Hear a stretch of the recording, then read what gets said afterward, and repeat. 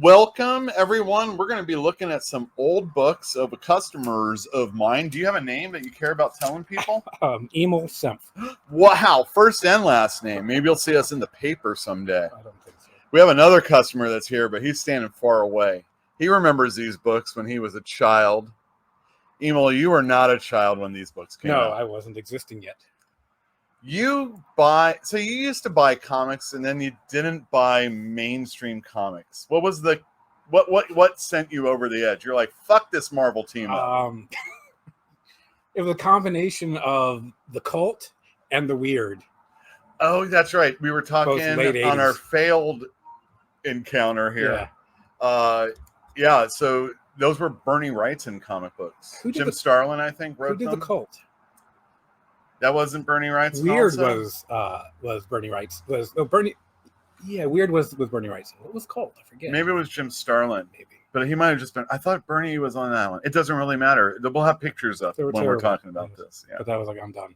Right. And then I looked up which X-Men was my last one. 209 was the last X-Men I ever read. 209. Yeah. Man, you didn't even make it to the Mutant Massacre. No, I saw it coming. I have my own Mutant Massacre. So you collect.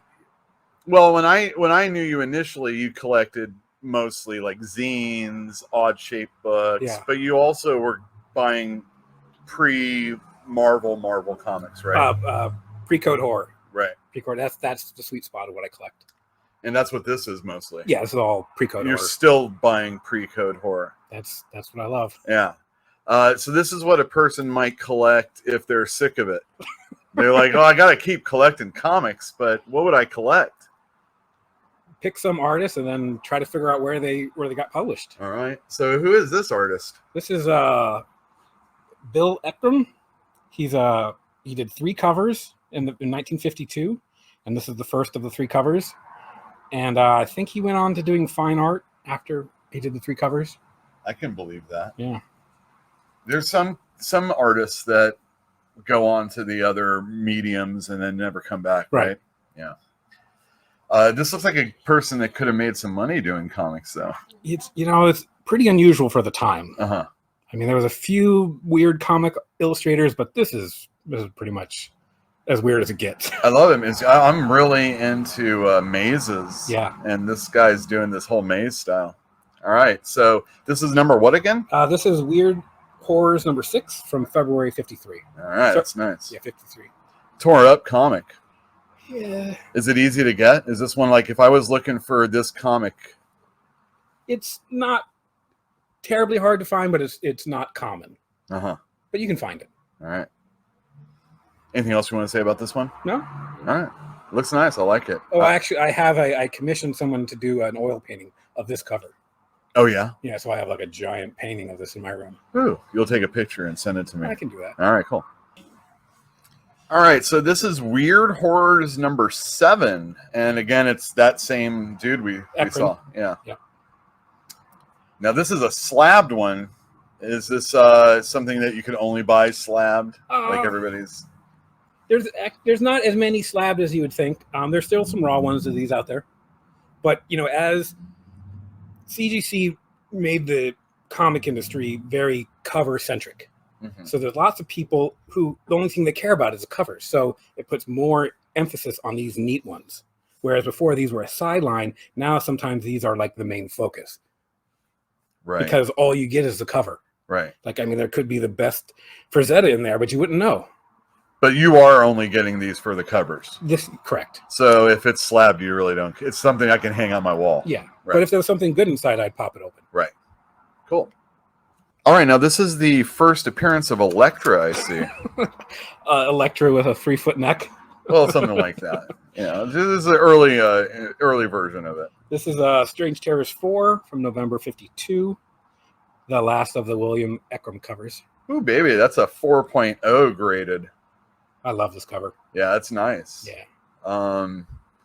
Wow, it's pretty. His covers are intense. Yeah. It's a shame we don't have any more to look at. Oh man, this would make a great Spider-Man artist. But so if you want to get into collecting, collect Eckram. There's only 3 of them. And then you're done. Then you're done. How much does these 3 mid-grade at best Ekrams cost you? I mean, I got these when they were $50 and $60, So they're probably $500 to $800 now. Wow. Yeah. All right. Excellent. So, and in high grade, is it easy to find them? No, these are not around in high grade at all. I haven't seen any in high grade. Like fine is about as good as you get. Wow. Oh my God. So if you're a condition freak, maybe don't get this. Don't get these at all. There's a few books where like high grade copies just aren't around. What if you are a condition freak and you can only get a 7.5? Do you have to like change your point of view, or does the condition, can we, like, if you can't find a 9.8, does that make a 7.5 a 9.8? I mean, it's the 9.8 of 7.5s. Right. Or, I mean, you could just restore it to a 10.0. Well, then you're talking crazy. That is crazy. I might as well commission somebody to do an oil painting instead. That's equally as crazy. Anything else about this one? No, I love this cover. Yeah, great cover. Wow, a classic CGC graded 0.5 Captain America Comics number 75. What's the deal with this one? So, as the taste of comic readers were changing, the companies would evolve with them. So from 40 to 49 was really the heyday of superheroes. You know, that's what the golden age of superheroes. But by 49, the genre books, westerns, romance, crime, all that stuff was getting more popular. So they had Captain America, so they decided to kick him off and make it a horror book. And this issue is 100% Captain America free. Thank goodness, because the one thing I noticed in Captain America comics I couldn't handle was too much Captain America. Right. I mean, just way too much. One thing that ruins Captain America is Captain America. It is, yeah. Also, Jack Kirby's art back then was kind of funky. But actually, before this, it was John Romita doing Jack Kirby. Is that what it was? I don't think so. It wasn't that? When was this made? This is 1950. No, John Romita was like a couple years later then. Yeah. Right? Is that what it was? I forget. Yeah. Yeah.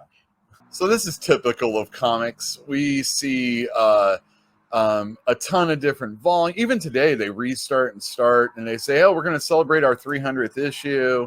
Hulk only went 6 issues, and then all of a sudden he started up in what, like 101 or something? What happened to all the other issues? Well, he was hiding in Astonishing. That's right. Tales to Astonish, right? Yeah, I always forget those titles. But so this is kind of some of the same stuff, right? Right. They had a series, but they didn't want to retitle it. I mean, they didn't want to restart a new series, so they just rebadged it. Right. Now, these are Timely comics? This is a Timely, yeah. Not Timely Atlas, though, right? Well, I mean, it's all the same. It's all the same, but it was Timely, then it was Atlas, and then it was Marvel. Gotcha. It was all the same company. Oh, yeah, for sure. Okay, cool. So you're getting Timely books when you get stuff like this. Golden Age is Timely. Yes. Pre-Silver Age is Atlas, I guess? It can be. Okay. Yeah. All right. And then Marvel. Right. Boom. Right, because there's technically Atlas ends in 57, but that's a real fuzzy area because Atlas dropped off the book, but they weren't Marvels yet. So what is it? It's not Atlas, and they haven't put MC on the cover yet. Right. So it's sort of, they are technically Marvels, but they feel like Atlases. That's the 56 and later. Now, what was this thing here again? Was that a thing? That's from the printers. Oh, that's just a printer thing. Yeah, that's cool. The printers union code, I believe. Oh, I see. Now, later on, you're going to show me something that has to do with like 2 different spots on a comic that lets me know about something, right? Sure, yeah. Okay, cool. Yeah, we'll do All right, that's in the next one. Yeah, this is too early. Okay, cool. Too early for that. Yeah.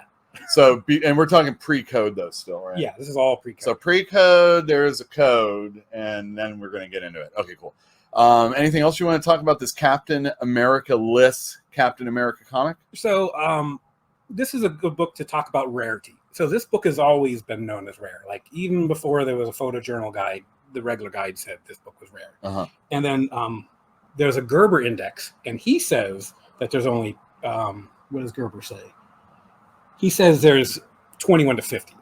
There's actually 75 slabbed. So there's probably 100 copies. But having a second source of information that says this book is rare helps make that 75 number more sturdy. Gotcha.